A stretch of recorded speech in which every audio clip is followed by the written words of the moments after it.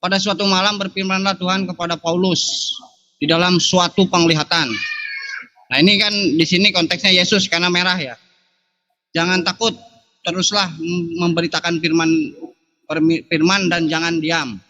Sebab aku menyertai engkau dan tidak ada seorang pun yang menjamah dan menganiaya engkau sebab banyak umatku di kota ini.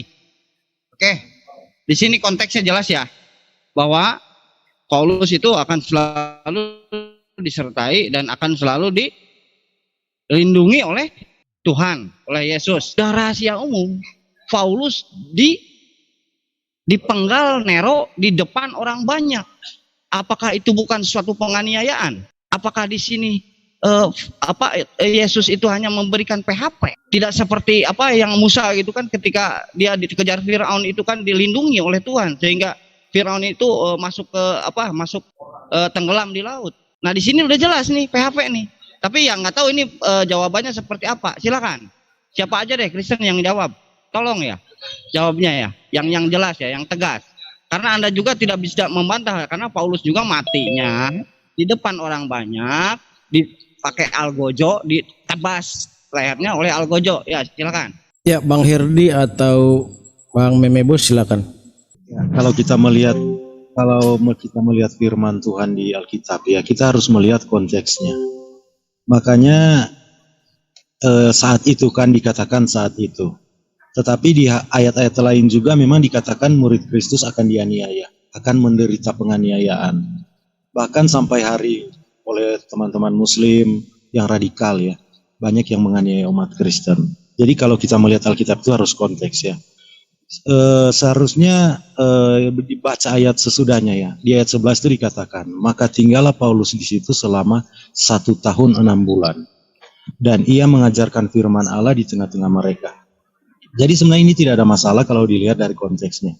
Cuma teman-teman Muslim kebanyakan cuma comot-comot kalimat, lalu di framing, dibentur-benturkan dengan apapun. Karena sebenarnya tidak mengerti. Mungkin pandangan saya cuma seperti itu tentang ayat ini. Kembalikan. Ya, jadi seperti apa yang dijelaskan oleh Pak Rantai Perak tadi memang benar. Yesus itu sebelum dia terangkat ke surga itu dia sudah bernubuat ya, bahwasan murid-muridnya ini akan dianiaya. Apa yang dikatakan Bapak Rantai Perak itu memang benar. Di Matius banyak dinubuatkan itu ya. Matius 5 ayat 12. Saya bacakan lagi ya, bukan dianiaya. Coba saya bacakan lagi. Pada suatu malam berfirmanlah Tuhan kepada Paulus di dalam suatu penglihatan, jangan takut, teruslah memberitakan firman dan jangan diam. Sebab aku menyertai engkau dan tidak ada seorang pun yang akan menjamah dan menganiaya engkau. Tidak ada seorang pun di sini. Di sini ayat ini yang bohong atau ente yang bohong di sini? Di sini kan jelas nih. Tidak ada seorang pun yang akan menjamah dan menganiaya engkau. Apakah ketika Paulus ditebas itu bukan penganiayaan menurutmu? Silakan.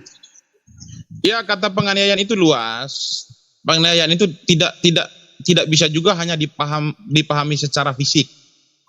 Tetapi penganiayaan itu dimaksud secara iman juga bisa. Contoh saya contohkan ya. Makna aniaya ini luas ya supaya dipahami ya. Coba kamu baca di Kisah Para Rasul 9 ya. Di situ Yesus mengatakan ketika Paulus berjalan menuju ke Damsyik, lalu Paulus menampakkan diri dalam konteks cahaya ya, bukan wujud ya. Yesus mengatakan begini, Saulus, Saulus. Lalu Saulus menjawab, siapakah engkau Tuhan? Lalu Yesus menjawab, akulah Yesus yang engkau aniaya itu. Jadi aniaya ini tidak bisa kamu pahami aniaya secara fisik, tetapi secara iman juga disebut aniaya. Kenapa Yesus mengatakan bahwasan akulah Yesus yang engkau aniaya itu? Padahal Paulus secara fisik tidak pernah bertemu langsung. Dan Paulus tidak pernah menganiaya Yesus secara fisik. Tetapi Yesus mengatakan engkau telah menganiaya aku. Nah yang dimaksud aniaya ini ketika murid-murid Yesus mengajar tentang Yesus, lalu mereka menganiaya dalam konteks iman, inilah disebut aniaya. Jadi kata aniaya ini luas, jangan kamu pahami secara fisik.